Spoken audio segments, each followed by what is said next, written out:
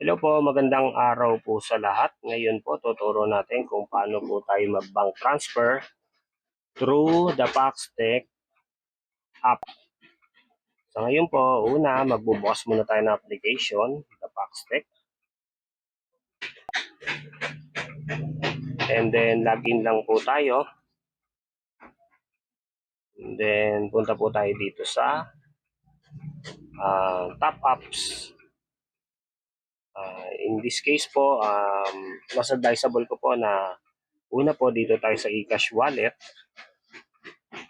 And then, ito po yung pagpipilian natin. Yan. Palawan Pay, BDO, PNB, or Union Bank. In this case po, gusto ko po ay PNB. BDO. So, ikakopy ko lang po yung account number niya. And then, punta muna ako kung paano ko po siya ita-transfer. Login tayo sa GCash. So, kapag nasa GCash na tayo, login po tayo sa GCash. Not sure kung hanapin po natin si BDO.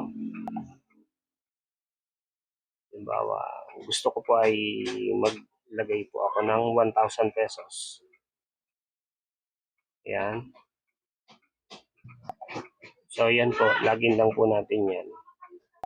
Lagay natin yung pangalan niya, Plarego Technologies. And then, send natin. So, in this case, kailangan natin ayan. Lagay natin yung OTP. 979387. Ayan. Okay.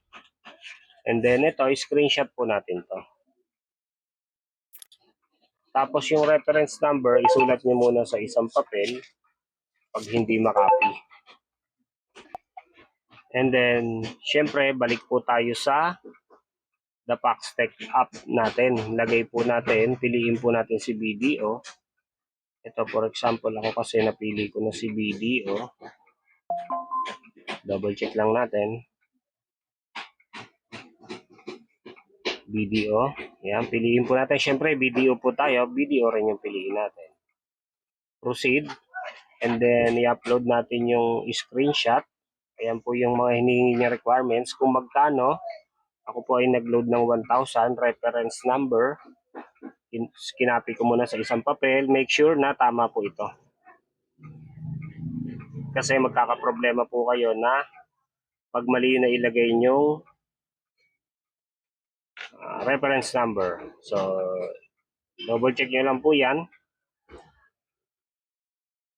Yan. Kasi hindi po papasok yan pag mali. And then, 002-733-413. Okay, 5967. Browse files po tayo. I-upload naman natin yung picture ni video. At susunod ay select. So, since nandun na po siya, proceed na po natin. Makikita po natin na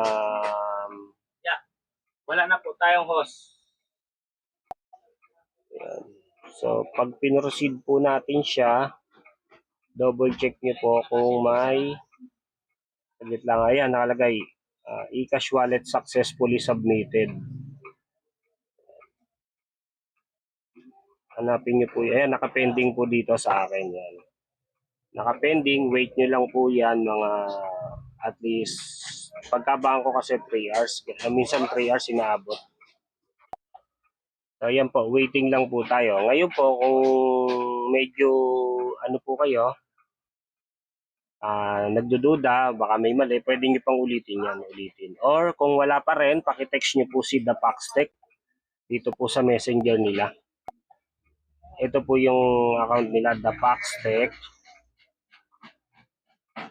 Replenishment. Pag about sa replenishments po. Yan.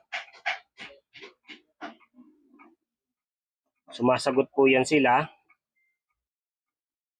The Paxtech Replenishment. Sumasagot naman po yan sila. So baka mahina yung signal ko kaya hindi siya mahina yata yung signal. The Paxtech.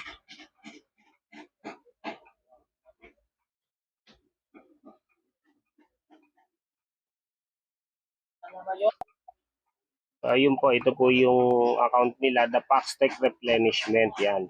Pag about naman po sa support, the Paxtech Support, yan. Pero pwede rin kayo humingi ng tulong sa amin, kami na yung mag-chat. Pero pag di kami makapag-chat, ito po yung support nila, the Paxtech Support, tsaka the Paxtech Replenishment. Pag about sa paglo-load, replenishment po tayo, nagre-reply po yan sila. Oh.